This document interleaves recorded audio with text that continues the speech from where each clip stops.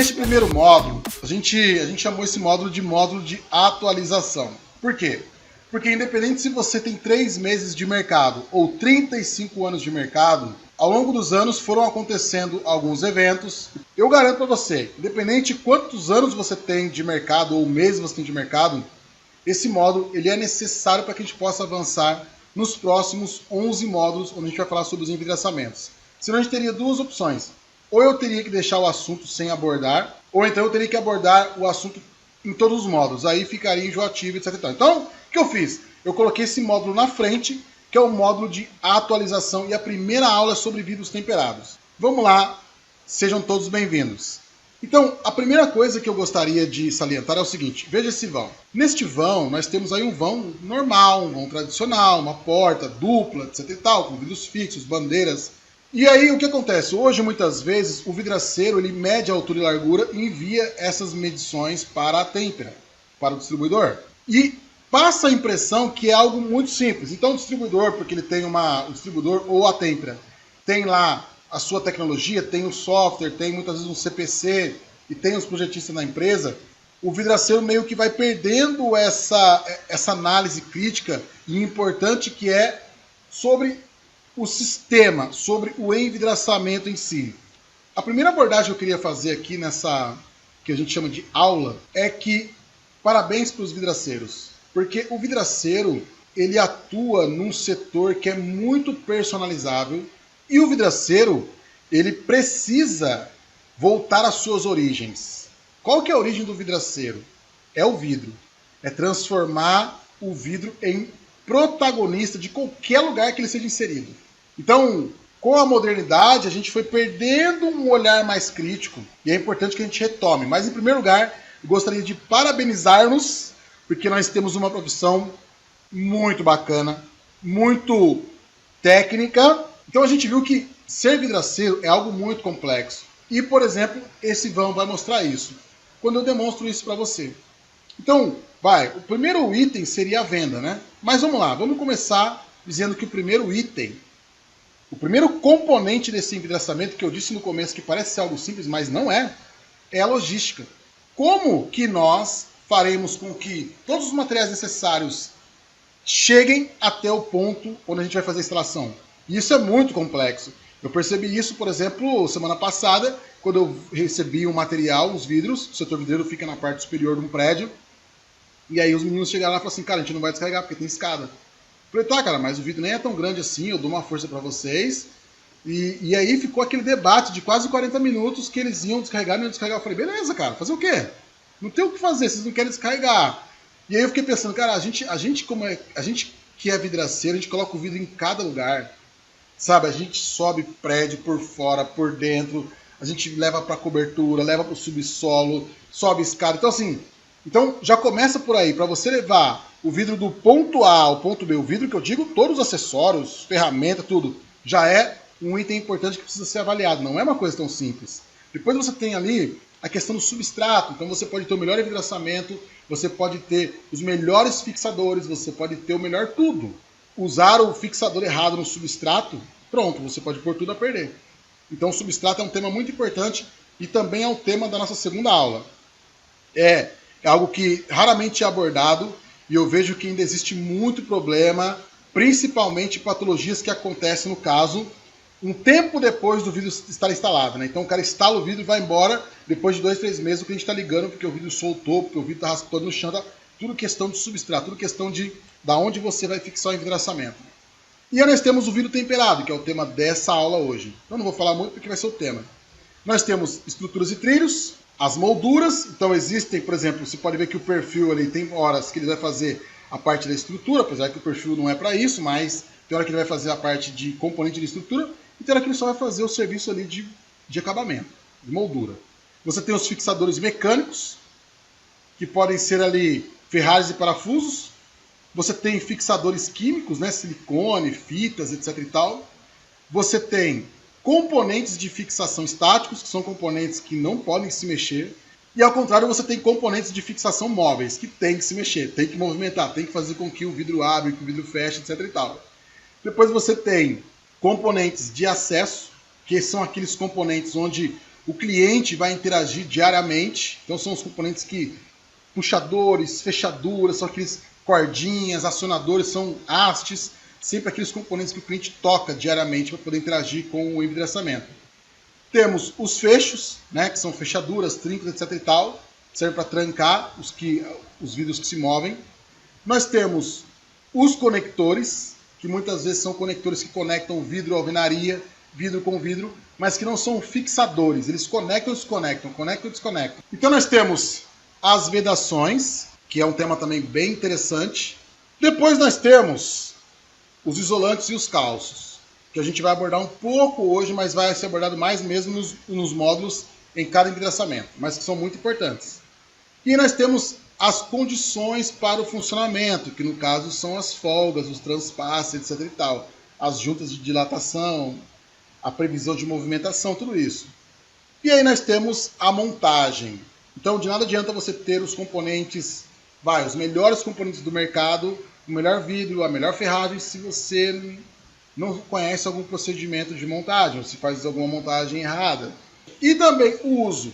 Então, é diferente você instalar uma porta onde o cliente vai abrir uma porta de jardim de inverno, onde o cliente vai abrir aquela porta ali 2 vezes por mês, ou uma porta de banco onde o cliente vai abrir aquela porta ali 5.000 vezes por dia. É muito diferente. Então, o uso, muitas vezes, a forma com que o cliente usa o envidraçamento também faz toda a diferença. Às vezes o cliente usa o envidraçamento errado. Às vezes o uso não é apropriado para o tipo de envidraçamento que a gente colocou. Às vezes o envidraçamento ele tem que ser de alto fluxo e a gente colocou de fluxo médio. A gente vê isso muito em questões de mola, etc e tal. Então, olha só, olha como esse sistema ele não é algo tão simples quando a gente olha de primeiro lance, é algo bem complexo. E a gente vai falar sobre isso. Então, o que é um sistema? O sistema nada mais é do que o conjunto de componentes que tem um objetivo. Qual que é o objetivo daquela porta? Vedar, abrir, fechar, manter a visão, né? Independente se estiver aberto ou fechado, ele vai manter a visão. Quando é necessário, ele fecha, quando é necessário, ele abre. Veda o vão. É transparente, nesse caso. Então, só que para que isso aconteça, todos os componentes têm que estar em sinergia. Que no caso, sinergia é exatamente quando os componentes estão realizando a função adequadamente. Porque quando não existe a sinergia, quando um componente falha, e quando esse componente ele faz parte de um sistema, o que acontece é que muitas vezes o componente ele não funciona e ele vai estragando os outros componentes. Né? Então, por exemplo, a gente já teve um caso onde a gente utilizou um parafuso errado, um parafuso em uma área litorânea, e um simples componente, que era o fixador, oxidou e colocou a fachada para baixo.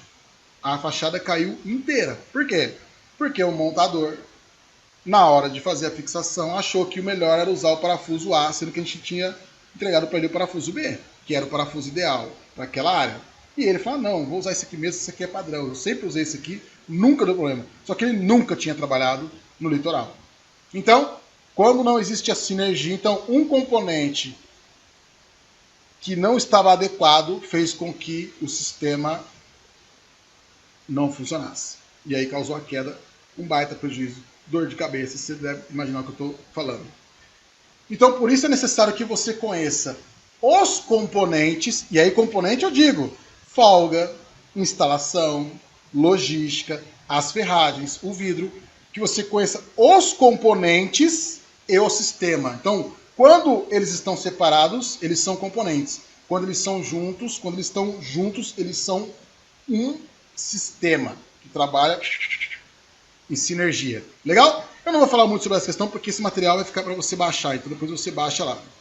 Então, legal. Então, eu vou falar de um componente que pra gente talvez seja o mais importante, que é o vidro, e nesse caso específico, o vidro temperado. O vidro temperado, ele é tão eclético, ele é tão funcional, que ele pode ser aplicado de diversas formas. Então isso justifica o fato da nossa profissão ser muito complexa. É complexa. Às vezes parece que é fácil, mas não é. É uma profissão complexa. Porque a gente transforma vidro temperado em praticamente tudo. né? A gente pode, existe, e uma coisa que eu digo é, faça isso mesmo. A ideia é que use e abuse do vidro temperado, mas a gente tem que saber e conhecer as funções, as fortalezas e as dificuldades, as fraquezas, as limitações do vidro. É isso que eu vou falar para você hoje. Vidraceiro, antes de qualquer coisa, você precisa observar qual é o objetivo do sistema. Eu tinha 3 perguntas, agora aumentou, agora passando para 6 perguntas. Então, o que a gente tem que perguntar? Onde, para quê, quais, qual, o que e se. Então vamos lá. Onde será instalado o vidro? O vidro será instalado, por exemplo, de frente para o mar, onde o índice de salinidade de maresia é gigantesco. Não vai ser instalado aqui em São Paulo, no zona rural, tranquilo, ar puro, não tem chuva ácida. Vai ser instalado Campo Jordão, Minas Gerais, vai ser instalado Caruaru, vai ser instalado Rio Grande do Sul. Então tudo isso faz diferença. Onde será instalado? Será instalado no térreo ou será instalado no 35º andar? Faz muita diferença. Pressão de vento, chuva. Quando o vidraceiro cai naquela de fazer a medição e mandar para a têmpera não tem condições de saber aonde você vai colocar aquilo. Então, muitas vezes a têmpera vai usar um padrão que ela usa, que é o que costuma dar certo em todo lugar, mas especificamente para aquele seu projeto não dá certo. Porque o seu projeto é diferenciado, está num lugar diferenciado. Então, onde será instalado o vidro? Depois, para que será instalado o vidro? Para quê? Qual é o objetivo? Qual foi o gatilho que o cliente falou, já sei, vou colocar o vidro tal aqui. Para quê? E aí, um complemento. Quais são as expectativas que o cliente tem sobre esse sistema? Então, o cliente tem um gatilho e ele espera alguma coisa de você. E aí é o detalhe. Muitas vezes o cliente fala, mas eu imaginei que o box teria mais abertura. Eu imaginei que essa porta ia abrir um pouco mais. Eu imaginei que esse vidro tinha vedação. Imaginei que não iria vazar. Por isso eu projetei aqui a minha varanda e coloquei tapete. Então, quais são as expectativas do cliente? Ou melhor, o que o cliente sabe sobre esse entraçamento? Será que ele tem a noção exata daquilo que ele está comprando? Porque já aconteceu comigo, do cliente pedir, do cliente assinar o contrato, de eu mandar o desenho, o cara assinar e depois quando tá assinando, o cara fala, cara, então, mas não é bem isso que eu queria, cara. Mas foi isso que a gente combinou, eu projetei, eu desenhei. Então, isso é algo que nunca passa. Sempre é importante que a gente informe, pergunte, que a gente faça realmente uma venda consultiva. Lembra lá o primeiro vidraceiro? O vidraceiro vendedor, é isso que ele faz. São as perguntas. Por quê? Para quê? Quais? Depois nós temos ali qual? Qual é o sistema mais apropriado? Então o meu cliente ele tem uma expectativa. Aí você fala, entendi, cara, o gatilho foi esse, a expectativa é essa, mas esse envidraçamento que ele está pedindo não vai atender. Então, olha, cliente, seguinte, você tem esse aqui, eu tenho um outro envidraçamento, que é esse aqui, que tem isso. Então, é a venda consultiva, você pelo menos orientar o seu cliente. Pode ser que ele tenha a ideia fixa e fale, não, eu quero esse aqui, pronto, acabou. Beleza, mas aí é importante que você entenda qual é o sistema que de fato vai atender a necessidade do cliente. E às vezes o cliente nem sabe que ele tem aquela necessidade. Depois nós temos o quê? Olha só, essa pergunta dificilmente as pessoas fazem, mas é uma pergunta muito importante. Cheguei para medir a obra. Então tá lá. Dona Maria vai fazer uma obra de revitalização ou de ampliação na casa. Entrou um dinheirinho aí e tal, e quero dar uma reformada na casa. Então imagina que a Dona Maria tem aquele banheiro durante 5 anos e nunca teve um box ali. Não teve box. Ela fala, não, o próximo dinheiro que entrar eu vou comprar um box. Junta dinheiro e vai lá e compra o box. E aí a Dona Maria é casada com o seu João, que tem 2 metros de altura. Então o seu João, quando vai tomar banho, ele entra de boa no box. E aí depois você coloca o box lá. Sonho da Dona Maria. E aí quando você coloca o box, o seu João, que tem 2 metros de altura, já não consegue mais entrar no box, porque ele tem que entrar agachado. E aí a largura do box tinha 90 centímetros, e você não se ligou nesse detalhe, sobrou ali 40 centímetros para o seu João passar. Então o seu João, ele é alto. Para ele entrar, ele tem que agachar. Para ele agachar, ele faz um V assim, e aí ele bate no vidro fixo e não entra. Então assim, você eliminou o problema de vazamento de água do banheiro, né? Que quando o seu João tomava banho, a Dona Maria brigava com ele porque ele encharcava o banheiro inteiro. Só que agora o seu João não consegue nem entrar mais no box.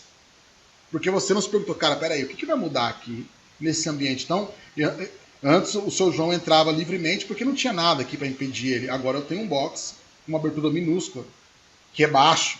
Então, o que será alterado no ambiente? Isso é muito importante, porque muitas vezes o cara tem aquela varanda ventilada, gostosa, bonita, entra vento, tranquilo, e o seu João, que tem 2 metros de altura, ele só não consegue usar a varanda em dias de chuva, porque quando chove, lameia tudo, e ele quer curtir a varanda também em dias de chuva, porque ali costuma ventar de lado, e aí molha toda a varanda do seu João, e o seu João fala, não, gatilho, vou colocar um vidro aqui, que eu quero usar dia de chuva. Vou colocar um vidro. Aí vai você lá e fecha a varanda do seu João com um vidro fixo, incolor. E aí, só quando chove agora o seu João consegue usar a varanda. Porque em dias de sol, aquilo vira um forno. Assa o seu João lá dentro. Então ele tinha uma varanda totalmente confortável e aí você foi lá, fechou de vidro e arrumou um baita de um problema para o senhor João. Então é muito importante que a gente pergunte, cara, o que vai mudar nesse ambiente aqui? Será que o que eu vou fazer vai trazer mais benefícios ou mais malefícios? Será que os contras justificam os prós? Então isso é muito importante. Eu já vi isso acontecer. Fechar a varanda e o cara simplesmente nunca mais usar a varanda. Não dá para usar mais, porque agora aquilo virou um forno. Porque não ventila e não tem para onde... E aquilo absorve um calor insuportável. E a outra pergunta, que também é difícil que a gente faça, e as pessoas nem gostam que a gente toque nesse ponto, mas é importante tocar nesse ponto, porque nós somos profissionais e não somos crianças, é o seguinte, e se o vidro quebrar? Ah, não, mas pode quebrar. Cara, vidro pode quebrar, pode ser que nunca quebre, mas pode ser que quebre amanhã. E a pergunta que tem que ser feita é, e se o vidro quebrar? O que vai acontecer com esse vão aqui? O que vai acontecer? Será que se esse vidro de baixo quebrar, vai cair tudo que está em cima? Será que se esse vidro quebrar, o que vai acontecer? É uma pergunta que a gente tem que fazer e ao longo dessa aula você vai entender o porquê que você precisa se fazer essa pergunta. E se o vidro quebrar? E já projetar pensando, cara, se quebrar, vai acontecer isso, ó, mas... Porque às vezes, a forma com que você projeta, às vezes você vai gastar a mesma coisa, as mesmas ferragens, o mesmo vidro, somente a forma com que você projeta aquele vidraçamento, você elimina esse problema. Ou a forma que você projeta aquele vidraçamento, você apoia todo o problema em cima de uma peça, que se quebrar cai tudo. Então lembre-se, não está no seu controle se aquele vidro vai quebrar ou não, pode quebrar por N fatores, e a gente vai falar um pouco sobre isso hoje. Legal?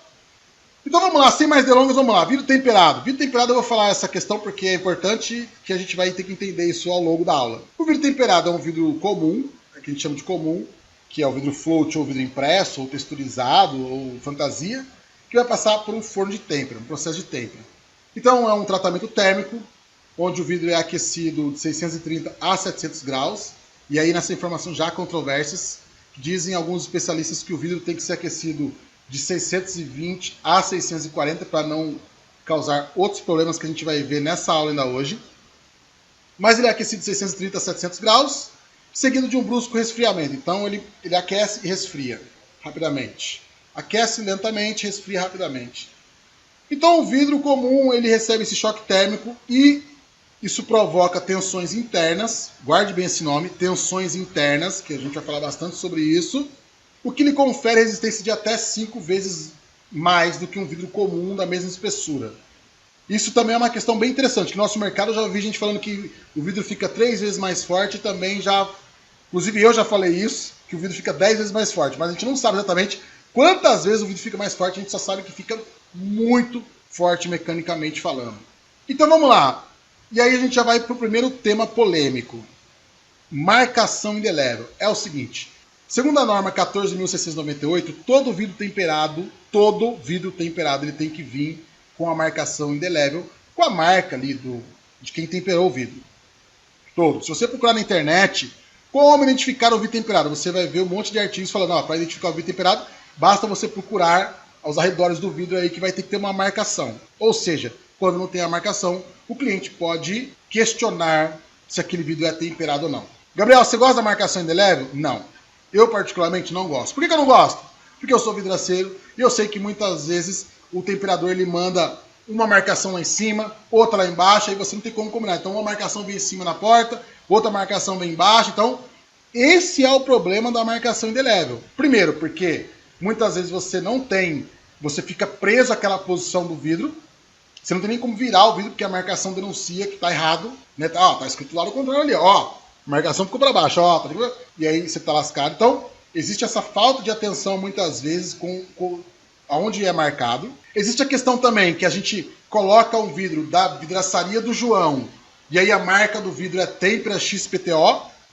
Pô, mas eu comprei do João e o vidro está marcado como Tempera, então a gente acaba revelando o nome do nosso fornecedor, e isso muitas vezes é ruim, porque existe a tendência do cliente ir depois ligar direto para aquele fornecedor. A gente vai jogar limpo aqui, beleza? Então é o seguinte, e depois nós temos a grande questão, que é a de deixar uma marca no vidro. Muitas vezes o cliente compra aquele vidro que ele quer transparência, ele quer nada, ele quer uma coisa invisível, e você tem lá uma marca. Tem uns que deixam uma marcona mesmo, né, grande. Então, marcação indelével, essa identificação, e aí um caso tradicional, né? Então você tem essa marcação. Então essa é a polêmica toda dessa questão, porque, isso que eu falei, vem muitas vezes marcado errado, você revela o nome do seu fornecedor, e você tem ali uma mancha no vidro. Só que existe uma solução para isso, e a solução é justamente essa. A norma, a 14.698, ela não fala que exatamente, ela fala assim, tem que existir a marcação indelével, mas não fala que tem que ser ali na face, naquele canto. Então pode ser uma marcação de borda, que vai ficar mais difícil, obviamente, do cliente identificar, mas está lá. Se você sabe que tem uma marcação de borda ali, o endereçamento sacada você vai colar, obviamente, o leito onde tem a marcação. O cliente fala, mas esse vidro não é temperado, porque eu li na internet que temperado tem que ter a marcação. Então, senhora, a marcação está justamente onde está a cola. Não é. Então você tira um vidro e arranca o leito e fala, tá vendo? Tá aqui, ó. Tá a marcação aqui, está, só não tá, ela está escondida, mas existe a marcação. Agora, se não tiver a marcação, você tá lascado, legal? Você tá lascado, porque o cliente pode questionar. E eu digo isso porque já aconteceu, inclusive aconteceu do dia que gravei esse vídeo, semana passada. O vidraceiro, olha só, vidraceiro. O vidraceiro perdeu a obra para outro vidraceiro. Quando o vidraceiro que perdeu a obra passou para ver a obra, viu que não estava marcado e falou assim, olha então, sabe o que é? É que eu acho que esse vidro aí não é temperado não. Sabe por quê? Porque todo vidro temperado tem que vir com a marcação, e o seu vidro não tem nada marcado aí. Acho que é comum. E aí, imagina o dono da obra. Ficou descabelado e deu um baita de um problema. Mas eu ajudei ele a resolver o problema. E eu vou explicar também hoje como que a gente fez. É o seguinte, existe a norma do material, do produto, vidro temperado, vidro laminado, espelho. Existe a norma do material, muitas vezes, e existe a norma da aplicação. Então, vidro temperado. Quando você aplica esse vidro temperado em um box, você tem que seguir a norma do vidro, material, mas principalmente a norma do conjunto, da aplicação. E hoje a gente tem vidraçamentos que tem e vidraçamentos que não tem. Prateleira tem, tampa de mesa tem, vidraçamento sacada tem, box tem. Por exemplo, piso de vidro, não tem. Piscina de vidro, não tem. Cobertura de vidro, não tem. Mas a 7199 faz alguma referência sobre isso. Então existem vidraçamentos que têm as suas normas próprias, tem vidraçamentos que não têm. Mas os vidros em si, os materiais em si têm normas. Inclusive, a ferragem agora já está para sair uma norma. Existe a norma do parafuso, existe a norma da colagem, por exemplo, com silicone estrutural, com fita estrutural. Então, geralmente existem as normas, é importante que a gente observe. E uma confusão que se faz é a seguinte, existe a questão do Inmetro. Então muitos temperadores fazem a propaganda, tal, que não, o meu vidro vai com o selo do Inmetro. Obviamente que isso é muito importante, mas isso é algo voluntário. E aí o pessoal tem confundido a voluntariedade de fazer os ensaios no Inmetro, né, de ser uma empresa certificada, não sei se fala certificada ou homologada pelo Inmetro, tem uma confusão bem interessante sobre essa questão, que é uma empresa que, número de autorização, vidro temperado plano, segurança, voluntário. Isso não é compulsório, mas a marcação indelével é compulsória. Então é o seguinte, nós temos aqui o vidro temperado, e o vidro temperado ele não pode ficar em contato com materiais mais duros do que ele, ou da mesma dureza que ele. Ou seja, vidro não pode ficar em contato com vidro e nem com materiais mais duros. Então a gente vai falar também sobre essa questão das bordas, e eu vou fazer de uma forma bem didática para que você possa entender e assimilar por que não pode ficar em contato com materiais mais duros. O vidro temperado ele é um vidro autoportante. Quando a gente fala de vidro autoportante, a gente fala que é um vidro que libertou os designers, projetistas, arquitetos do mundo inteiro. Porque antigamente, sempre que você teria que instalar um vidro, você teria que ter o auxílio de uma estrutura, de um caixilho. Então você tinha que ter esse vidro encaixilhado. O vidro que deslizasse, ele teria que estar dentro de um caixilho e a roldana presa no caixilho. E o vidro temperado, o que ele fez? Ele possibilitou com que a gente fixasse a roldana no vidro. Então, eliminou a parte do caixilho. Então, o vidro autoportante, o temperado no caso, ele é o vidro que permite com que ele seja fixado mecanicamente e com essa fixação diretamente no vidro, sem o uso específico dos caixilhos. O vidro temperado, ele é considerado um vidro de segurança? Por quê? Ah, porque não quebra? Não, não é porque não quebra. É porque quando quebra não machuca? Machuca. Só qual que é a ideia? É causar o mínimo estrago possível. Então ele quebra em pedaços pequenos, o vidro é aquecido e resfriado rapidamente. Esta condição define tensões, lembra que eu falei? Marx, nome, superficiais de compressão de no mínimo 10.000 PSI ou 69 megapascal. E tensões de borda de ordem de 9.700 PSI, 67 megapascal. Então olha só, didaticamente, aqui está o vidro temperado. Repare que internamente ali, onde a gente pode chamar de núcleo do vidro, esse vidro está querendo sair, expandir, está querendo sair. E aí, em volta todo, invólucro, olha que palavra difícil, você tem o vidro comprimindo essa massa para que ela não saia. Então, dentro está querendo sair e fora está segurando, ó, segurando, ali, segurando. Se essa camada que está segurando a compressão rompe, o vidro, é isso que acontece. Então você tem ali, 69 megapascal segurando ali, ó, para não sair. E aí tem uma outra questão, que é essa, que é uma questão antiga, que até então era pouco falada, mas que teve uma reviravolta aí, que é o vidro termo-endurecido. Então, por que eu vou citar isso? Porque um tempo atrás, um amigo meu teve um problema com vidro mal temperado. O vidro quebrou e quebrou uns pedaços desse tamanhão aqui, ó. Aí ele foi lá falar com o temperador deu migué, o temperador falou assim, não, é que esse vidro que você comprou, ele é termo-endurecido. Não, mas eu comprei vidro temperado. É, mas esse aí é o termo-endurecido. Não, mas eu comprei vidro temperado. É, mas é o termo-endurecido. A grande questão é que o termo-endurecido é muito pouco usado no Brasil, só que agora ele tem uma norma. Então, qual que é a dica de hoje, nesse caso? Quando você for comprar um vidro, certifique-se que você está comprando um vidro temperado. Mesmo. Porque muitas vezes pode ficar aquela por naquela, diz que não diz, deixa que eu chuto, ninguém chuta, e aí você leva um termo endurecido, que o processo é mais rápido de produção. E aí muitas vezes um vidro mal temperado pode se passar como um termo endurecido. Esse é o momento que a gente entende por que um vidro temperado não pode ser lapidado. Por que um vidro temperado não pode ficar em contato com o material mais duro? Porque olha só, você tem ali, como eu falei, o núcleo em vermelhinho querendo sair. Querendo sair. E a face segurando. Ó, comprimindo ali, ó. Não, não vai sair não, não vai sair não, não. Quando você lapida o vidro, o que você faz? Vamos pensar. Quando você lapida o vidro, você simplesmente enfraquece aquela camada, ou você enfraquece, ou você retira toda a face onde está segurando. Ou ele vai quebrar na máquina, ou ele vai quebrar depois. Mas é muito provável que ele vai quebrar. Ou agora, ou depois. Por que o vidro não pode ficar em contato com o material mais duro que ele? Porque o material mais duro vai ali incomodando aquela face ali, vai ali roçando, e ele vai enfraquecendo aquela face. Então é o seguinte, vidro temperado, qual que é a parte mais frágil? São sempre as bordas. Então por isso que a gente utiliza aquilo que eu falei, os calços e isolantes. Então por isso que a ferragem não pode ficar em contato direto com o vidro, por isso que o vidro não pode ficar apoiado na cabeça do parafuso, por isso que o vidro não pode ser lapidado depois de temperado. O vidro temperado está disponível no mercado, né, nas espessuras aí 3, 4 e 5. 3, 4 e 5 está com cores diferentes ali, porque não é toda a têmpera que faz essa espessura.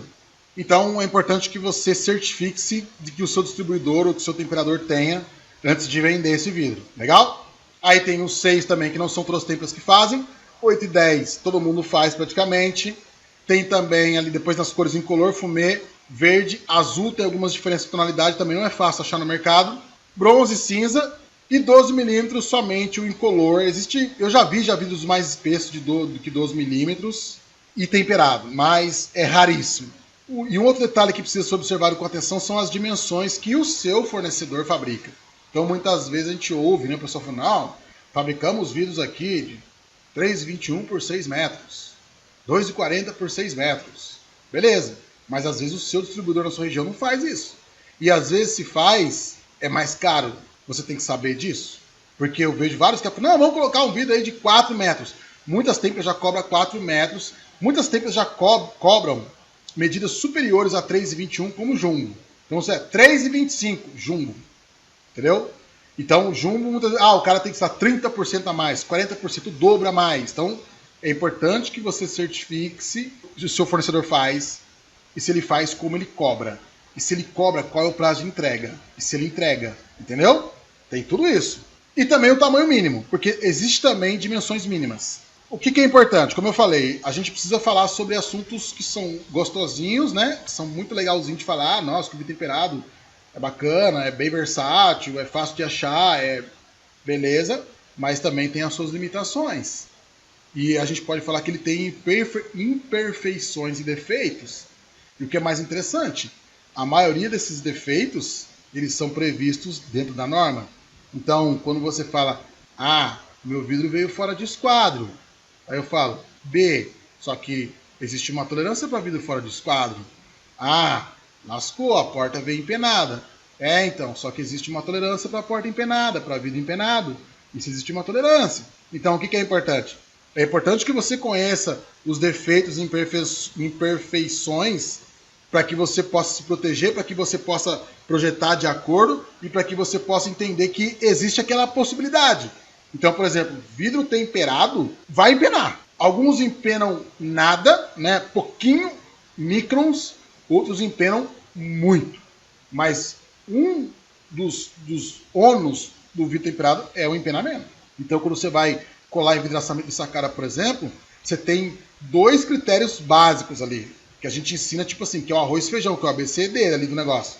Cara, identifique a peça maior, porque a gente sabe que os vidros não vêm do mesmo tamanho, e identifique o lado do empenamento, porque a gente sabe que o vidro é empenado, entendeu? Então, assim, aí o cara fala, então sabe o que é, cara? É porque eu colei, agora o vidro tá empenado. Cara, então tá empenado, você se lascou, cara, você tinha que ter conferido, porque o vidro tá empenado aí na tolerância, só que você colocou um contrário do outro, duplicou o empenamento. São eles: empenamento, dimensionamento, esquadrejamento, defeitos lineares. Meu vidro veio arranhado. Legal. Ele pode vir arranhado. O meu vidro veio com uma sujeirinha dentro dele. Então, pode acontecer. Meu vidro veio com uma bolha. Muito normal. Pode acontecer. Meu vidro veio com manchas. E aí tem um detalhe bem interessante que a gente vai falar que é bem legal, que é o tal da anisotropia, que não é nem considerado um defeito. O meu vidro veio com variações de tonalidade. Então vamos lá. Meu vidro veio com variações de tonalidade. Muitas vezes a gente faz uma obra e aí a obra tem etapas. Etapa 1, etapa 2, etapa 3, ou até a gente mesmo faz etapa, né? E aí muitas vezes você comprou o vidro, exemplo, você vai comprar o vidro da Vivix. Se você comprou o vidro da Vivix, avise o seu fornecedor que de agora em diante você só vai querer o vidro da Vivix. Porque se você compra de uma outra indústria, vem com diferente tonalidade, principalmente se for colorido. Se for bronze, se for verde, pode vir com diferença. Se você colocar um ao lado do outro, lascou. Então você tem que saber essa informação, porque muitas vezes o seu beneficiador compra vidro de todas as indústrias. E aí ele não vai lembrar que naquele lote que ele fez para você e que aquele lote pertence à mesma obra que agora tem que ser o mesmo. Então você tem que falar assim, cara, qual vidro que você vai usar nesse beneficiamento aqui? Porque a obra tem etapas. Então esse vidro aqui é Vivix. Cara, então é só Vivix agora. Todo pedido que entrar, esse pedido aqui é Vivix. Entendeu? Para não ter problema de tonalidade. Vamos falar então aqui sobre empenamento. Empenamento é uma coisa muito comum, olha aí, para você ver várias obras que a gente fez e tá aí o resultado. Então, como que faz? O empenamento, você tem como medir ele. Existem 2 tipos de empenamentos. O empenamento mais comum agora é o empenamento total, que a gente chama, né? Porque nos fornos verticais, o forno de pinça, geralmente a pinça, ela provocava um empenamento pontual ali, que eu chamo, né? Que era só naquele pedacinho, ele empenava só aquele pedacinho. Então tem como você medir só aquele pedacinho. E a norma prevê isso, a norma prevê como que você mede o empenamento total e o pontual. Então vamos lá. Primeiramente, para medir o empenamento total, que é a forma mais comum de fazer, você apoia o vidro em 2 blocos, sempre na vertical, pega uma régua, pode ser um tubo de 4x2, 2x2, e aí você encosta no vidro, de baixo até em cima, e você vai medir ali o meio, né, onde chama de flecha, aquele espacinho ali. A cada milímetro de vidro, você pode ter 0,003 milímetros. Exemplo, se eu tenho um vidro de 1 metro por 2 metros, em 1 metro eu tenho 1000 milímetros. Então é 1000 vezes 0,003. Eu tenho 3 milímetros. Ou seja, se eu tenho um vidro de 1 metro, eu posso ter 3 milímetros ali de empinamento na flecha. Se eu tenho um vidro de 2 metros, eu posso ter 6 milímetros. Eu já ouvi controvérsias nessa questão de como mede. Já me falaram que mede de outra forma. Mas é o seguinte, eu vou passar para você que a forma com que o seu temperador vai medir caso isso aconteça. Ele vai chegar lá, vai colocar o vidro em pé, vai meter uma régua e vai medir o meio. É assim que ele vai fazer. E o ideal é que você faça assim também. Tá bom? Então, vidro de 1 metro pode empenar 3. Vidro de 2 metros pode empenar 6, que tem um cálculo aí. Agora, é só o vidro que tem tolerância de empenamento? Não é.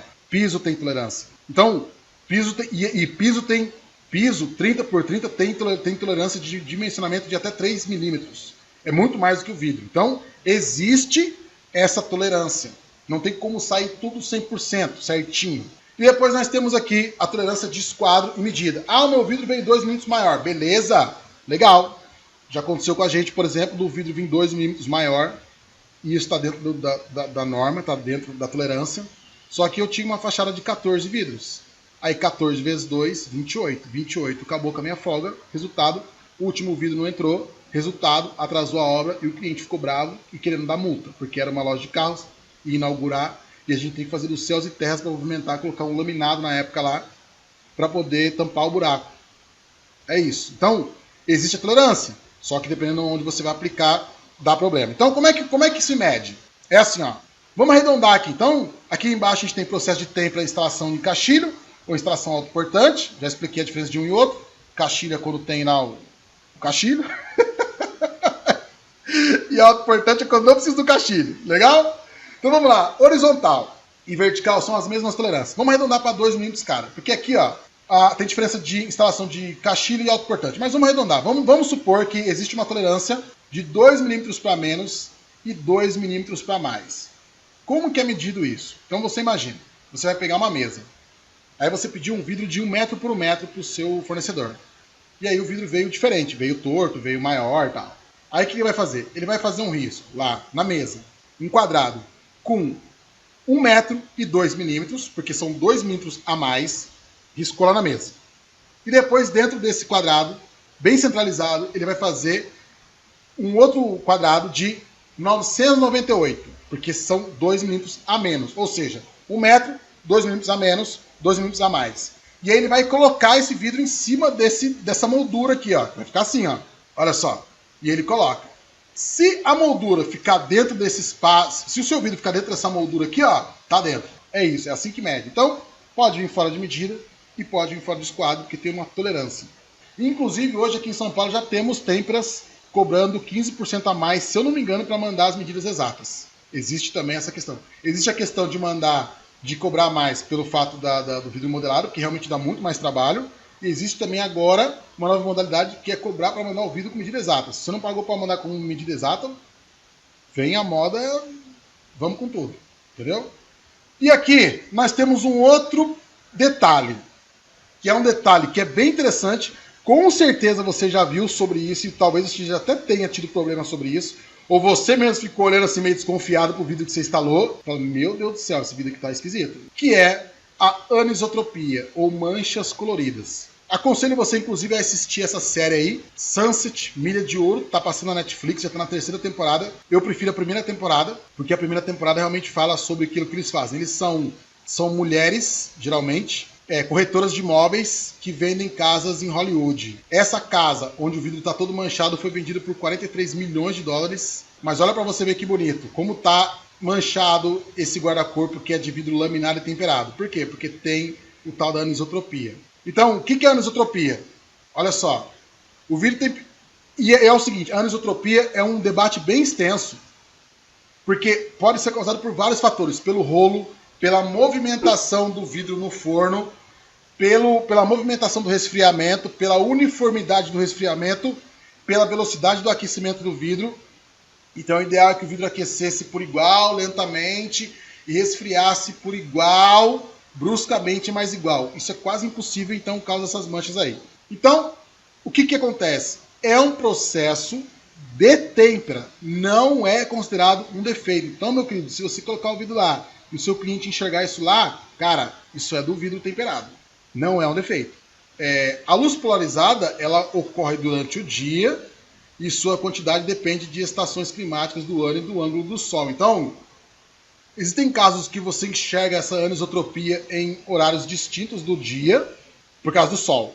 Mas existem realidades que você enxerga toda hora. Por quê? Porque você vai estar usando uma luz polarizada ou um dispositivo polarizado. Por exemplo, um óculos de sol polarizado. Vários pescadores, por exemplo, usam óculos polarizados para poder enxergar melhor, para poder cortar mais o reflexo da água. Então o óculos polarizado é vendido tranquilamente. E por que essas manchas aparecem tão bruscamente assim nessa série? Porque, como eu sou videomaker, eu sei dessa parte, para você filmar muitas vezes à luz do dia, você usa uma lente polarizada. Porque ela atenua mais a luz, né? Ela te deixa com as cores mais vivas, mas ela atenua a luz solar. E aí os caras usaram as lentes polarizadas para filmar, não sabia desse detalhe do vidro, e aí usaram lentes polarizadas para filmar essa série na primeira temporada. Na terceira temporada já não tem esse efeito. Eles descobriram que o problema que revelava anisotropia nos vidros era a lente que eles usavam. Só que isso nos traz uma vantagem. Então tá aqui, ó, olha só, uma casa vendida 43 milhões de dólares, e olha para você ver como é que tá o guarda-corpo. Só que é o seguinte, quando você olha a olho nu para esse guarda-corpo, eu sei porque esse mesmo guarda-corpo aparece na terceira temporada, você não vê nada disso, porque eles trocaram a lente. E aí eu falo, né, que o conhecimento liberta. Quando você sabe dessa questão, você pode usar isso pro bem também. Ó, rimou. Olha só a imagem desse vidro. Esse é um vidro temperado que eu recebi alguns dias atrás para fazer uma montagem. Eu achei que ele estava muito mal acabado, achei que ele estava muito feio, muito zoado. E aí eu falei, vou dar uma olhadinha para ver como é que tá esse vidro. E aí eu peguei um celular que tem...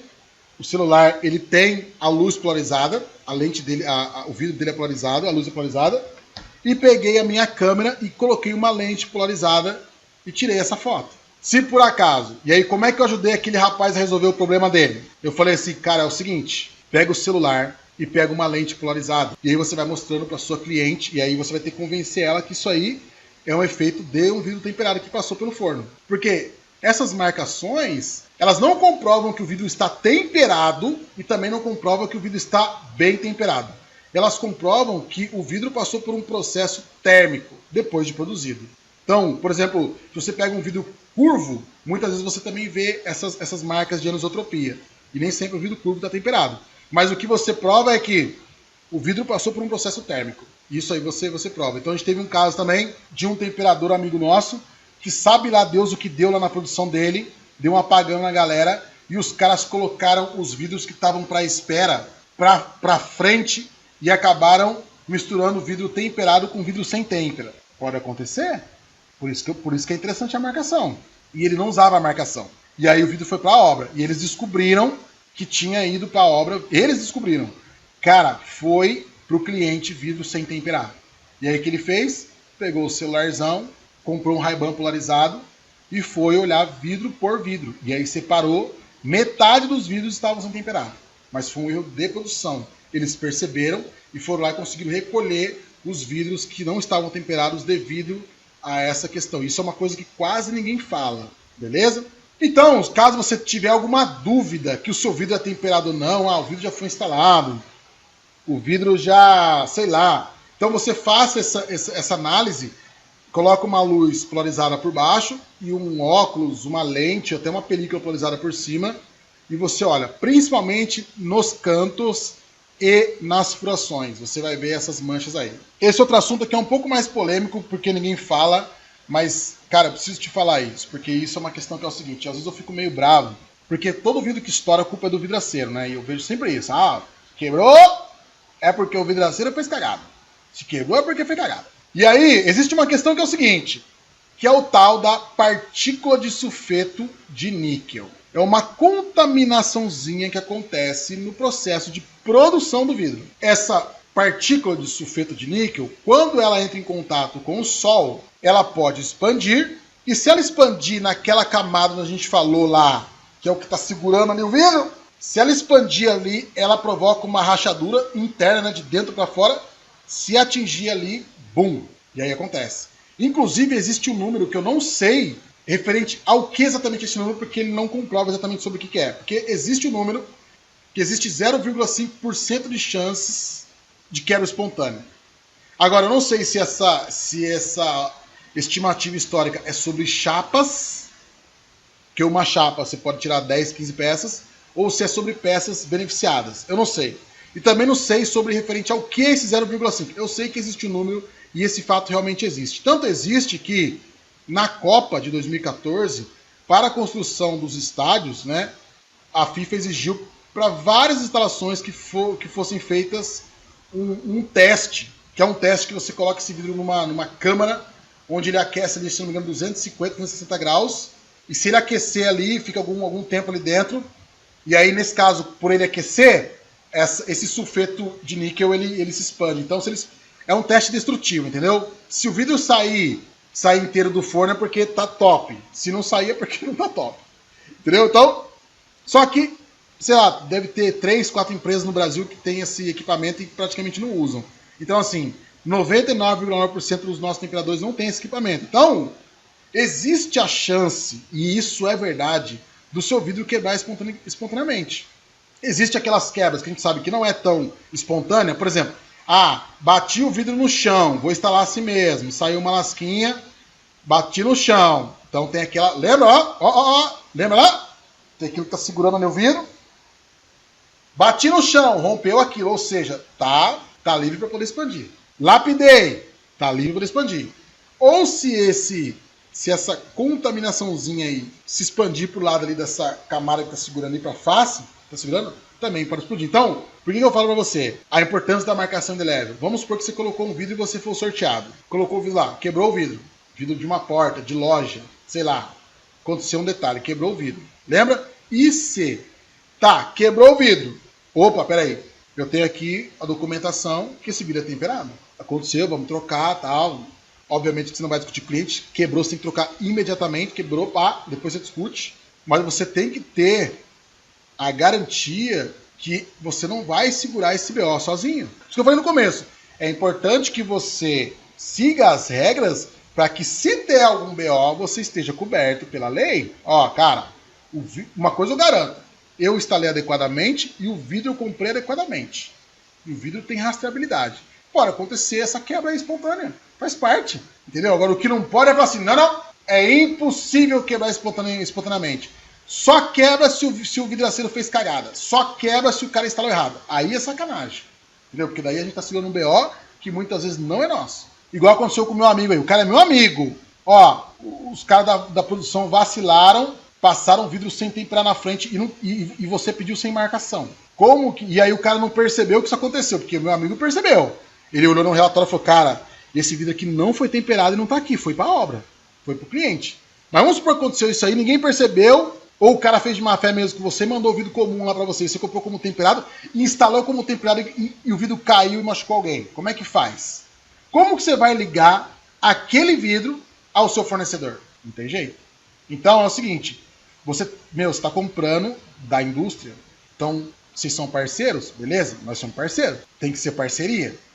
Cara, comprei de você, o BO não é meu, o BO é seu. Ou pelo menos você não pode segurar o BO sozinho. Agora, se você mesmo pediu o vidro sem marcação, como que o temperador vai conseguir entender que aquele vidro você comprou dele? Você pode ter comprado com outro temperador. A gente sabe, a gente não compra só de um temperador. Bom seria se todo mundo comprasse de um só, né? Mas a gente sabe, a gente compra hoje do Luizinho, do Guinho, até porque depois amanhã o Luizinho não tem o vidro, você compra do Guinho. E aí? Então é uma segurança para você, como prestador de serviço e comerciante do produto industrializado, e uma segurança para o seu fornecedor também. Porque fala assim, beleza, cara, esse erro é nosso. Gabriel, quebrou o vidro, como é que faz? Quebrou o vidro. Quebrou porque eu bati, quebrou porque eu quis quebrar mesmo, porque eu quis ensaiar, tal. Quebrou o vidro. Esse aqui é uma forma de fazer o vidro ensaio, mas também serve para a gente fazer no dia a dia. Pega um tubinho de 2x2, né? Tubinho de 5x5 centímetros, 2x2 polegadas. Faz uma marcação identificando aonde é o maior fragmento, se você conseguir, porque às vezes o vidro cai e realmente dá para pegar, né? Pega ali aquele bolotinho que caiu no chão, faz a marcação. Existem os fragmentos que vão ficar bem no meio da linha, que a linha vai passar no meio. Não é exatamente no meio, né? mas que não vão ficar inteiramente dentro da sua marcação. E aí você vai contar. Quando você terminar a contagem, você vai dividir por 2. Então, se você contou, por exemplo, 32, você vai contar 16. Legal? 16. E depois você vai contar os que estão dentro da sua marcação. E aí você vai somar 16 com 53. Beleza. Aí qual que é a ideia? Então aqui, ó. Essa informação é bem interessante, que eu já vi controvérsias e já vi debates calorosos por causa dessa informação aqui, ó. Primeira informação é a seguinte, lá no ar. O maior fragmento não pode exceder o comprimento de 100 milímetros. Pera aí, se você tem um quadrado de 50 por 50, obviamente que não pode mesmo, né? Mas assim, você vai com um pedação assim, então já cria ali. Eu já vi debates, não vou entrar nesse assunto, mas só para você saber. Vamos lá. Depois a gente vai lá, a contagem dos fragmentos para vidros temperados utilizados na construção civil, em função de sua espessura, deve atender ao disposto da tabela 6, que a gente vai ver agora. O número máximo de fragmentos dentro desse quadradinho de 50 por 50 é 100 fragmentos. Porque se tiver mais que 100 fragmentos é porque o vidro está muito tensionado, ou seja, a gente chamava lá de vidro muito temperado. E esse vidro, quando ele está muito temperado, ele costuma quebrar sozinho. Quando vê, quebra. E você vai olhar os fragmentos, eles estão bem miudinhos. Dentro desse espaço, ele tem que ter, no máximo. Então existe um limite também para a quantidade máxima de fragmentos dentro dessa sua marcação, que são no máximo 100. Aí, para a linha moveleira é diferente, etc e tal, mas vamos lá. Vamos pegar aqui, ó, para nossa realidade. Vamos pegar aqui vidro float de 4 a 12 milímetros, beleza? 4 a 12 milímetros, que é o que a gente mais usa. Número mínimo de fragmentos dentro desse quadradinho de 50 por 50, 40. Ou seja, número mínimo, 40. Número máximo, 100. Então, se você pega desse quadradinho tem 200, tá muito temperado. Se dentro desse quadradinho tem 1, e ali fala 100 milímetros, tem alguma coisa errada. Por que o vidro temperado é um vidro de segurança? Porque quando ele quebra em pequenos fragmentos. Ah, o vidro temperado quebrou. Não sabe se foi sozinho, se alguém deu uma pedrada. Cara, mas como é que ele quebrou? Ele quebrou o tamanho certo. Então, assim, ó, se a gente pega ali a medida mínima, você vai ter ali fragmentos, uma hipótese, tá? Mas você vai ter mais ou menos uns fragmentos de 12 milímetros ali, entendeu? Então, muitas vezes, o vidro quebrou, cara. Então, tá, beleza, cumpriu a função, tá bem temperado. Agora, o que não pode é o vidro quebrar com um pedaço desse tamanho aqui, né? Daí já não é mais um vidro de segurança. E aí nós vamos... E a questão é essa, né? O vidro temperado é muito eclético e não é à toa. Meu, eu sou fã do vidro temperado. O vidro temperado, ele é monstro. Olha só, a gente vê isso hoje, né? Antigamente nem tinha muito, mas hoje você tem. Todo vidraceiro quer fazer um vídeo com a fixa de box apoiada em 2 cadeiras e pular, né? Todo vidraceiro quer fazer isso aí. A gente vê isso vídeo por vídeo. A gente vê 3 caras pulando, 4 caras pulando em cima do vidro. Porque olha só, se você pega uma peça de 6 milímetros de 300, né, 30 centímetros por 1 metro, e o apoio entre 70 centímetros, né, 700 milímetros, ele suporta uma carga de 170 quilos. Então, olha para você ver como esse danado é forte, mecanicamente falando. Então ele tem uma flexão bacana. E esse ensaio a gente faz lá na feira, né, no ensaio junto com o Falcon Bauer, só que não é com um vidro desse tamanho, mas aqui tá falando, ó, que um vidro também, né, de 300 por 1 metro, você pode lançar uma bola, uma esfera, que é assim, ó, uma esferinha de 1 quilo, de 2 metros de altura, no meio dele, pum, faz um baita no barulhão e ele suporta. E aí uma questão que é bem bacana aqui, ó, que é o tal do choque térmico. Então você vê o cara fala assim, então, cara, sabe o que é? O vidro do box quebrou sozinho, cara. É choque térmico. Ó, é choque térmico, cara. Quebrou porque é choque térmico. Então vamos lá. Vidro temperado, quando realmente tá bem temperado, é o seguinte, ele existe uma diferença grande entre faces. Então vamos lá. No ensaio é feito o seguinte, pega-se um vidro, deixa numa estufa por mais ou menos meia hora. E aí, eu sei porque eu ficava com os caras lá acompanhando, os caras colocavam tipo assim, o vidro 40, 50 minutos e ficava lá. Então ele atinge 250 graus, e aí eles tiram aquele vidro e colocam embaixo, colocam um esguicho d'água em cima. A água, ela tem que ter temperatura ambiente, de mais ou menos 23 a 26 graus. Então vamos pegar essa, e aí a gente fez um ensaio lá, sei lá, primeiro ano a gente deve ter feito eram 6 ensaios por dia, 12, né? A gente já fez uns 50 ensaios, que eu já, não, só foi um ano. Então a gente já fez uns 30 ensaios, com peças diferentes. Eu nunca vi quebrar. Você vê lá o forno, não é nem forno, é uma estufa, 250 graus, o vidro ele sai normal, assim. Aí quando caga, e aí você vê um vidro de 250 graus, entra em contato com uma água de 24 graus, e ele fica lá tranquilão. Ou seja, a diferença de um para o outro é 225 graus, vamos dizer assim. Então, se falar que um vidro quebrou no box porque choque térmico, meu, só se o cara tava fazendo uma sopa lá, não tem como. Então, a gente tem aí clientes que constroem lareiras, tem fábricas de lareiras que só utilizam vidro temperado, tem fábricas inteiras de churrasqueiras que só utilizam vidro temperado. É óbvio que a gente não aconselha que o cara faça igual no ensaio, né? O cara tá ali fazendo churrascão, pega um jato d'água e joga no vidro. Aí é burrice também, né? Mas tudo bem que o vidro ideal para isso não é o vidro temperado. O vidro ideal para ficar em contato com calor extremo é o vidro refratário, que é feito de uma outra formulação, com borosilicato, é uma outra coisa. Mas o vidro temperado, ele vai bem pra caramba em churrasqueira, em lareira, em essas diferenças essas variações de temperatura, vai bem. Então aqui está um ensaio.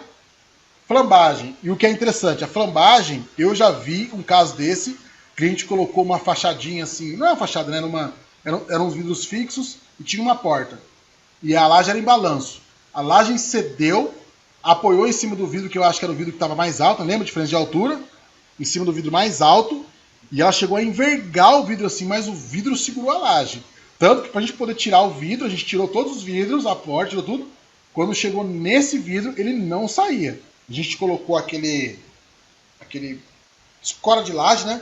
Que o pessoal usa para bater laje, colocou escora de laje e quebrou ele, porque ele não saía. Então, a laje ficou apoiada em cima dele. Não sei se ele estava apoiando todo o peso da laje, obviamente que não, né? Mas a laje cedeu e parou nele. Então, essa pecinha aí de 1 metro por 300 milímetros, ela suporta 1 tonelada com uma flecha de 35 milímetros. O bicho é forte, né? E torção. E aí explica por que a galera, mesmo sendo errado, utiliza bastante o vidro temperado em cobertura. Por quê? Quando você faz uma cobertura ali de alumínio, com estrutura de alumínio, estrutura de madeira, se você não conseguir compensar bem as dimensões e calçar bem o vidro com uma estrutura que a gente chama de mola, né, que consiga absorver essas movimentações, o vidro laminado de comum, ele trinca, né? Então por isso que a galera coloca temperado, porque movimenta, descola, mas o vidro não quebra, porque ele aguenta bem, né? Esse esforço aí de torção. Então, o bacana é usar vidro laminado e temperado em cobertura, porque vidro temperado monolítico não pode. Então, existem essas limitações e é importante que você entenda. E aí a gente volta lá no início, né? Naquelas perguntas. E a última é: e se quebrar? Não que eu esteja fazendo aqui, né, um terror. Não é isso. É só para que... Porque geralmente a gente recebe ligações quando já deu o problema. Né? Por exemplo, nesse caso que o meu amigo ficou desesperado porque o cliente mandou ele trocar todos os vídeos da obra porque não tinha marcação. Né? O cara tava... Você imagina, você fazer uma obra aí de 60 mil e o seu cliente fala, ó, quero que tira porque você colocou o vídeo errado aqui. E muitas vezes passa-se por esse problema por questões de desinformação. E o que a gente quer aqui? Quer que você expanda o seu conhecimento e que você realize o seu sonho. Então, se você tem um prejuízo de 60 mil reais, você quebrou, lascou. Que era o caso parecido com o dele. E aí, ele ficou tenso, o cliente ficou insatisfeito, o fornecedor dele ficou louco da vida, porque falou, eu não vou trocar esse vidro. O vidro é temperado. Então, e aí fica aquele jogo de empurra, não precisava ter acontecido isso. Porque daí, ele falou, não, você me vendeu o vidro fora de norma. E aí o fornecedor, não, mas o vidro é normal isso aí. E sem marcação, não, mas não é normal. Então, criou-se um problema que poderia ser resolvido antes do problema, com a simples fala assim, cara, eu quero que venha a marcação, só que eu quero que venha a marcação na borda. Porque daí ele tiraria uma porta, colocaria no chão e não precisaria desmontar nada. Só tirou uma capa, tiraria uma porta ali, que a maioria era vão de correr, colocaria no chão e falaria, tá vendo? Tá marcado aqui, ó. Escolhe um vidro para mim, qualquer vidro. Aponta um vidro, eu vou desmontar e vou te mostrar a marcação. Acabou o problema. Então, é isso. Muitas vezes o vidro quebra, você não sabe se o vidro estava pegando na ferragem, se o cliente bateu, ou se foi aquela contaminaçãozinha lá. E aí? Mas você sabe que quebrou. Isso é importante para que a gente tenha informação e para que a gente entenda, inclusive, como vai projetar. Então, a intenção aqui é sempre contribuir para a sua evolução e a nossa evolução também. Então, se você quiser deixar algum comentário, tem os comentários aqui embaixo. O material didático vai ficar disponível para você poder baixar. Você pode fazer comentários. Se você quiser falar alguma coisa, acrescentar alguma coisa, fique à vontade. e a próxima aula a gente vai falar sobre substrato. Beleza? Tamo junto? Então tamo junto. É nóis e forte abraço. Valeu!